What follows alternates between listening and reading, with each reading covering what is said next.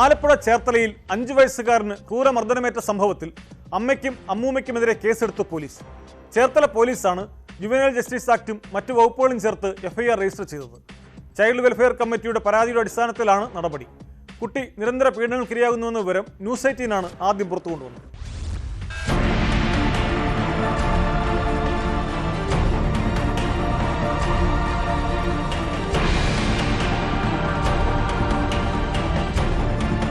Cherthala LP സ്കൂളിൽ പഠിക്കുന്ന 5 വയസ്സുകാരൻ അമ്മയുടെയും ആൺസുഹൃത്തിന്റെയും നിരന്തര പീഡനങ്ങളിലൂടെയാണ് കടന്നുപോയിരുന്നത്.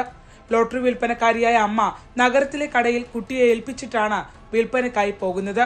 മുഖത്തെയും കഴുത്തിലെയും മുറിവുകൾ കടയുടമയുടെ ശ്രദ്ധയിൽപ്പെട്ടതോടെയാണ് വിവരം പുറത്തു വരുന്നത്.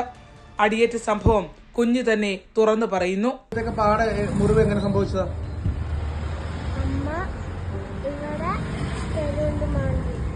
കഴുത്തിലെ പാടം അത് അമ്മൂമ്മ കഴുത്തിന് കുത്തി പിടിച്ചല്ലേ? ഈ ഇവിടുത്തെ പാടം എങ്ങനെ സംഭവിച്ചത് പറഞ്ഞേ? ചൈൽഡ് ഹെൽപ്പ് ലൈനിന്റെ റിപ്പോർട്ട് പ്രകാരം അമ്മയ്ക്കും അമ്മുമ്മയ്ക്കുമെതിരെ ചേർത്തല പോലീസ് ജുവനൈൽ ജസ്റ്റിസ് ആക്ടും ആയുധം ഉപയോഗിച്ച് ഉപദ്രവിക്കൽ, സംഘം ചേർന്ന് ആക്രമിക്കൽ ഉൾപ്പെടെയുള്ള വകുപ്പുകളും ചേർത്ത് കേസെടുത്തു.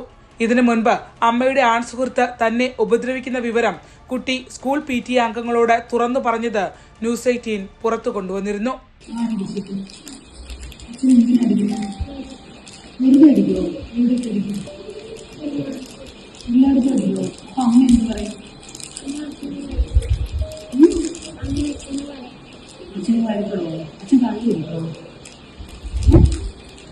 അന്ന് പോലീസ് കേസെടുത്തതിനെ തുടർന്ന് ആൺസുഹൃത്ത് ജെയ്സൺ അറസ്റ്റിലായി.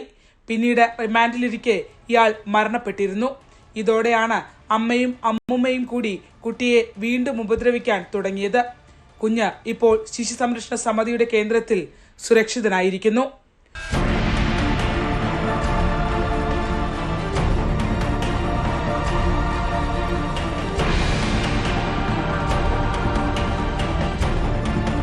ശരണ്യ സ്നേഹജൻ, ന്യൂസ് 18 ആലപ്പുഴ.